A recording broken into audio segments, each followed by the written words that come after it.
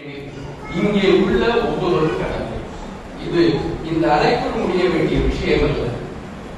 எவ்வாறு பெரியாரவர்கள் கிராமம் கிராமமாக வீடு வீடாக சேரி சேரியாக சென்று மக்களை விழிப்புற வைத்தாரோ அதே போல நாம் ஒவ்வொருவரும் பெரியாராக மாறி இந்த சுயமரியாதை பணியை புதிய வீரியத்துடன் கொண்டு செல்ல வேண்டும் என்பதுதான் இந்த நாளை இந்த நூற்றாண்டு விழாவின் போது நாம் எடுத்துக் கொள்ளக்கூடிய ஒரு உறுதியாக இருக்கிறது.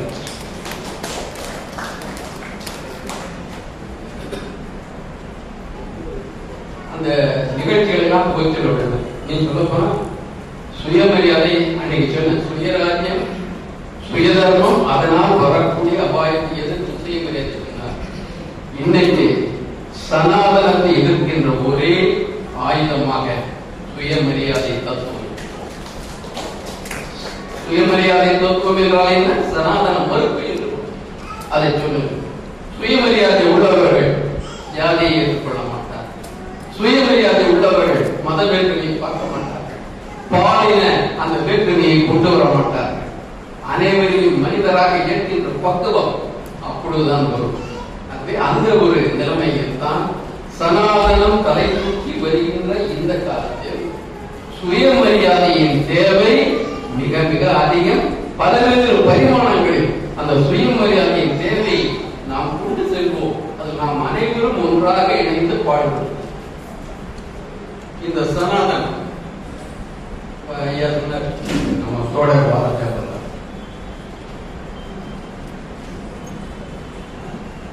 அவர் இந்த நம்ம எல்லாம் மனு முறைக்கு தான் ஆட்டு வரும். நான் ஒரு கருத்தை பகிரை போட்டு பாடத்திட்டங்களாக மாற்றப்படுது. பாடங்கள் திணிக்கப்படுகின்றன. வருங்காலத்திலேயே பாடங்கள் திணிக்கப்பட்ட பாடங்கள் தான். ஒன்றும் பாடங்களை ஒரு சுதந்திரமாக கற்றுக்கொள்ளக்கூடிய சூழல் இந்த காலத்தில் இல்லை. மெக்காலை வந்தப்புறம் தானே பொது கல்வி. மெக்காலை வரும் வரை மதக்கல்வி தானே. மெக்காலை வந்த பிறகுதானே பொதுக்கல்வியை பற்றி பேசினார். அறிவு கல்வியை பேசுகிறார். அறக்கல்வியை பெற்றுகிறார். அது வரைக்கும் அறம்னாலே மதம் தான். இன்னைக்கு பல கல்லூரிகள்ல பிலாசபின்னு சொல்றதுதான் தியாலஜி இருக்கு. மத படிப்புங்கிறத தத்துவ படிப்பை மாத்திட்டு இருக்கிறாங்க. மார்க்ஸ் ஒரு பெரிய பிலாசபர், மதவாதின்னு சொல்ல முடியுமா? வால்டர் ஒரு பெரிய பிலாசபர், மதவாதியாக இருக்க முடியுமா? ஆனா இங்க இருக்கிற எந்த கல்லூரியாவது பிலாசபி நுழைஞ்சு பாருங்க. எல்லாம் பாத்தீங்கன்னா எல்லாம் பெரியார் மாதிரி தாடி ரிஷிகள் தாடியோட மத தலைவர்கள்லாம் தலைவர்களாக காண்பிப்பாங்க. இந்த மடமையிலிருந்து மீள இப்ப இந்த இதுல ஒரு விஷயம் நம்ம தோழர்களுக்காக பாடத்திட்டங்களை மாற்றிட்டு இருக்கிறாங்க. இப்ப சமயத்துல கூட இந்த சரஸ்வதி வாஜ்பாய் காலத்துல சரஸ்வதி வந்தனம் கொண்டு வர சொன்னாங்க. கலைஞர் வந்து நம்ம மறுத்தாரு. அதை போட வேண்டாம் அப்படின்னு சொன்னாரு. அது ஒரு பிரச்சனையை சரஸ்வதி. இப்ப நம்ம நாகரிகத்தை சரஸ்வதி நாகரிகம் சொல்லுங்க. இப்ப சிந்துன்னு கூட சேர்ந்தீங்க. அவங்க பிறந்தவங்க அவங்களை விட்டு தரணும். சிந்து பின்னால சரஸ்வதி வந்துருவாங்க. நாங்க அதுக்கு இருக்கனால சிந்துவை கட் பண்ணி விட்டுருவோம். சரஸ்வதி அவங்க செய்வோம். அதான் பண்ணிடுவோம். இப்ப வேத நாகரிகம் இதுலயே பாருங்க. கொஞ்சம் சுயமா சிந்திச்சு பாருங்க. அமர்நாத் ராமகிருஷ்ணன் கீழடியில ஆராய்ச்சி எல்லாம் ஆய்வுகள்லாம் இருக்குல்ல, தொல்லியல் அகழ்வாய்வுகள் நடத்திட்டு சொன்னார். இந்த குறிப்பிட்ட அந்த படிப்புங்கிறது ஏறக்குறைய கிமு 6ஆம் நூற்றாண்டு அது 8ஆம் நூற்றாண்டு கொண்டு போகலாம் அப்படின்னு கருத்தை அவருடைய ஆய்வு முடிவில் அந்த அறிக்கையில கொடுத்துருக்காங்க. அந்த அறிக்கை வெளியிட மறந்துட்டு இந்த ஆய்வு தப்பா வந்ததுக்கு, ஏதோ மேற்போக்கா வந்ததுக்கு, சரியா வரல, அறிவியல் பூர்வமா இல்லை அப்படின்னு மத்திய அரசு சொல்லி அதை 300 கீழே கொண்டு வாங்க. இந்த காலத்தை அவங்க ஏற்கனவே முடிவு பண்ணிட்டாங்க. கிமு 300 முன்னால் தமிழ் தமிழ் நகரம் இருக்கக்கூடாது.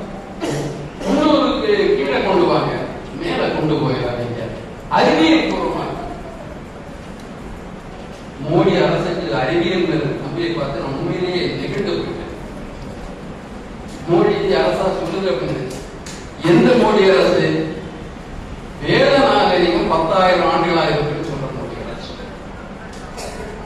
தமிழ் நகரங்கள் 300 முன்னால் இருக்கக்கூடாது. ஆனா வேத நாகரிகம் 10,000 ஆண்டுகளா இருக்கு. இந்தியாவில எழுதுவாங்க, இங்கிலாந்துல எழுதுவாங்க, அமெரிக்கால எழுதுவாங்க. இவங்க நபர்கள் எல்லா இடத்துலயும் மற்றவங்க எழுத வைப்பாங்க. இப்ப பாட புத்தகத்துல 10,000 ஆண்டு கால இந்து நாகரிகம், வேத நாகரிகம், அது கொஞ்சம் சுருக்கமா சில விஷயங்களை சொல்லிட்டு அறிஞர்கள் பேச வேண்டியிருப்பதால் அதை இந்த கருத்தோட தொடர்களிலே தொன்மை நாகரிகம் ஒரு அடிப்படை, ஒரு ட்ரைபல் லைஃப், அந்த பழங்குடியின வாழ்க்கையிலிருந்து ஒரு நகர வாழ்க்கைக்கு முன்னேறுவது, மாறுவது, அதுதான் நாகரிகம். அப்போ ஒரு கூடி பல்வேறு பிரிவினர் தொழில்கள் எல்லாரும் சேர்ந்து கூடியிருக்க நகர கட்டமைப்பு இருக்கும். அந்த நகர கட்டமைப்பு வசதியை வச்சு நாகரிகத்தை உலகத்துல பல இடங்கள்ல எப்படி நடந்திருக்கு. மெசபடோமியால இருக்கிற 3 நாகரிகம், எகிப்து நாகரிகம், கிரீட்டன் நாகரிகம், சீன நாகரிகம், நிறைய நாகரிகம் எல்லாத்திலையும் பார்த்தீங்கன்னா பழங்குடி நிலைமையிலிருந்து விடுபட்டு ஒரு நகரங்களை அமைத்து பல்வேறு பிரிவுகள் ஒன்றாக இருந்து உபரியான உற்பத்தியை, வேளாண்மையை உருவாக்கி உபரியின் விளைவாக புதிய தொழில்களை கொண்டு வந்து உபரியை வணிகம் செய்து பிற நாகரிகளுடன் தொடர்பு கொண்டிருப்பது நாகரிகம். எல்லாத்துக்கும் போதும். இப்ப நாகரிகத்தின் அகழ்வாய்வு சின்னங்களை நீங்க எல்லா இடத்துலையும் பார்க்கலாம். எகிப்துல போனீங்கன்னா அந்த பிரமிடு, அந்த ஸ்ட்ரக்சர் அதெல்லாம் பார்ப்பீங்க. சுமேரியில போனீங்கன்னா பார்ப்பீங்க. கிரீட்டன் நாகரிகத்துல வந்து மினோன் தீவுகள்ல போனா அந்த பழைய அரண்மனை பார்ப்பீங்க. எல்லா இடத்திலையும் அதற்கான தொல்லியல் சான்றுகள் இருக்கும். ஆனா இவங்க வேத நாகரிகம் சொல்றதுக்கு தொல்லியல் சான்றை, வேத நாகரிகத்துக்கு தொல்லியல் சான்று கிடையாது. ரெண்டாவது, வேதங்களுக்கு ஒரு வரையறை கிடையாது.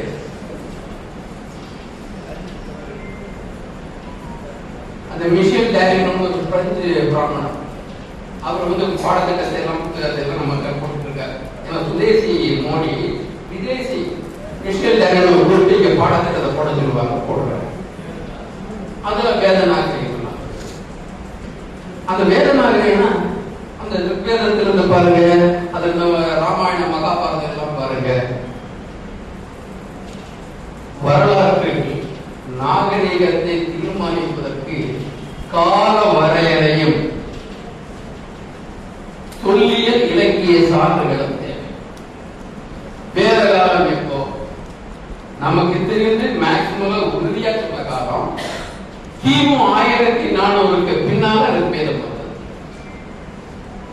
அதனால அவர்களே ஏற்றுக்கொண்ட காலம் ரிக்வேத காலத்து மக்கள் 1400க்கு பின்னால். ஆனா அந்த நாகரிகம் தான் சொல்ல வச்சாங்க. நகரங்கள் இல்லையே, வணிகத்துக்கான சின்னம் இல்லையே, கடன் கிடந்தாலே பாவம், வணிகத்துக்கான சின்னம் கிடையாது. வேறு எந்த கூறுகளுக்கான பிற தொழிலை பற்றி எல்லாம் காணவே. பொருள்களை பற்றி சொல்றீங்க, அடுத்தவங்க வாங்கின பொருள், நீங்க உற்பத்தி செய்யற பொருளை பற்றி சொல்லவே இல்லையே அப்படின்னு கேட்டா அந்த புத்தகத்துல ஒரு புதிய முறையை கையாண்ட. என்னன்னா மற்றவையெல்லாம் நகர நாகரிகம், ரிக்வேதம் கிராம நாகரிகம், ரிக்வேதம் கிராம நாகரிகம், நகரம் இல்லைங்கிறத ஏற்றுட்டாங்க. பின்னர் நடத்தினாங்க. ராமாயணம் எடுத்து போனாங்க. அயோத்தி இல்லையா, இந்திரபிரஸ்தம் இல்லையா, அது எல்லாம் தொல்லியல் ஆய்வில் வராத நகரங்கள். இனிமேல் ஏதாவது கண்டுபிடிச்ச நகரம் தான் இது அயோத்தின்னு சொல்லணும், இது கிருஷ்ணன் தான் சொல்லணும், இது இந்திரபிரஸ்தம் சொல்லணும். அப்படி தொல்லியல் சான்றுகளே இல்லாதது எந்த கால வரைக்குள்ளும் வராது. ராமாயணம் மகாபாரதம் இதிகாசம் சொல்றோம், புரை தொன்ம கதை அப்படின்னு சொல்றோம். இவங்க வரலாறு சொல்றாங்க. இல்லாத வரலாறு இனிமேல் அகழ்வாய்வு கண்டுபிடிக்கணும். வந்த அகழ்வாய்வை ஏற்றுக்கொள்ள மறுக்கிறாங்க. நமது வரலாற்றை படைப்பதற்கு நமக்கு உரிமை இல்லை. நமது வரலாற்றை படைக்கணும்னா அதற்கான உரிமை வேண்டும். நீங்க தவறை செய்யலாம், விவாத பொருளாக்கலாம், அறிக்கையை வெளியிட மாட்டீங்க.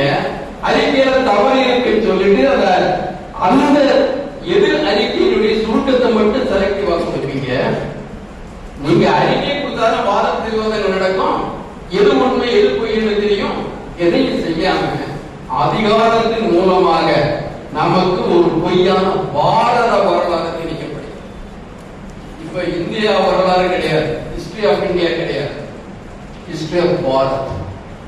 அந்த பாரத பத்தி விளக்கம் நீங்க தெரிஞ்சுக்கணும்னா சமஸ்கிருதத்தை பார்க்கணும்.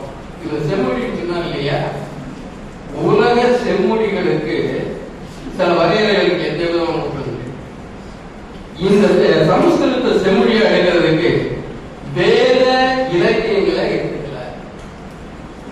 புத்தர் கால இலக்கியங்களை தான் எடுத்திருக்காங்க. வேற இலக்கியங்களை எடுத்துக்கொள்ளாமல் செம்மொழி அந்தஸ்து வழங்கப்பட்ட ஒன்று என்றால் அந்த வேத மொழி செம்மைப்படாத காட்டு மிராண்டிய மொழி என்று பொருள். இல்லாத ஒரு நாகரிகத்தை இந்தியாவின் தொன்மை நாகரிகம் என்று சொல்லுகிறார்கள். பிற அனைத்தும் அவர்களுக்கு பிறந்தன என்று சொல்லுகிறார்கள். நமது வரலாற்றை, நமது பண்பாட்டை, நம் வரலாற்றை பண்பாட்டை எல்லாம் சிறந்தது நம்ம சொல்றது அந்த வேலை நம்ம கிடையாது. அது சீமான் பார்த்துக்குவாங்க. என் முப்பாட்டன் சீமான், என் முப்பாட்டன் முருகன், அந்த வேலை நமக்கு கிடையாது.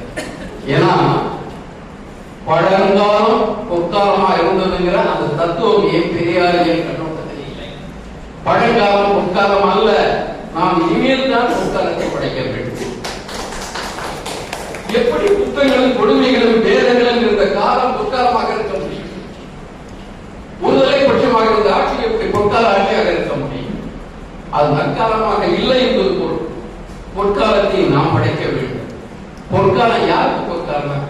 யாருக்கு அதனால் பலன் கிடைத்ததோ அந்த பிராமண புரோகிதத்திற்கு அந்த எல்லா தானமும் வாங்கினாங்க இல்லையா, அந்த தானத்துக்கு நமக்கு அது பொற்காலம் அல்ல.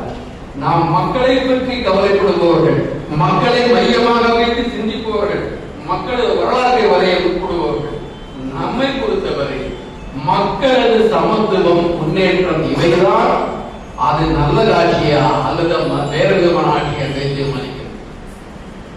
எல்லாம் பிராமணர்களுக்கு தானம் தந்த ஆட்சியெல்லாம் பொற்காலம். பரவாயில்ல பண்ணாங்க. முதல்ல இந்த பழைய காலத்துல வந்து குஷி காலத்துல கூட பிராமணனுக்கு நிர்தானம் வழக்கம் கிடையாது. பொண்ணு, பசு, இதெல்லாம் குதிரை இதெல்லாம் கொடுப்பாங்க, யாரையே கூட கொடுப்பாங்க. ஆனா கூட மேய்க்கிறதுக்கு சூத்திரனையும் சேர்த்து ஆடு மாடுகள் கொடுப்பாங்க இல்லையா, மேய்க்கிறதுக்கு வேணும். மேய்க்கிறதுக்கு அடிமையிலைக்கு தந்தா தான் தானம் முழுமையாகும். ஆனா இந்த பிக்சரை பத்தி எந்த ஒரு வரலாற்று கூடுவது கிடையாது. அவனை தானம் கொடுத்தா அவனுக்கு என்ன? என் மக்களை வந்து அடிமைப்படுத்தி கொண்டு போனாயா, அதை சொல்றேன். நிலதானம் கொடுத்தாங்க, பாண்டிய நாட்டில் நிலதானம் கொடுத்ததுல உள்ளூர் நில உடைமையாளர் வந்து அதை பிடுங்கி பிராமணன் கொடுத்தாங்க.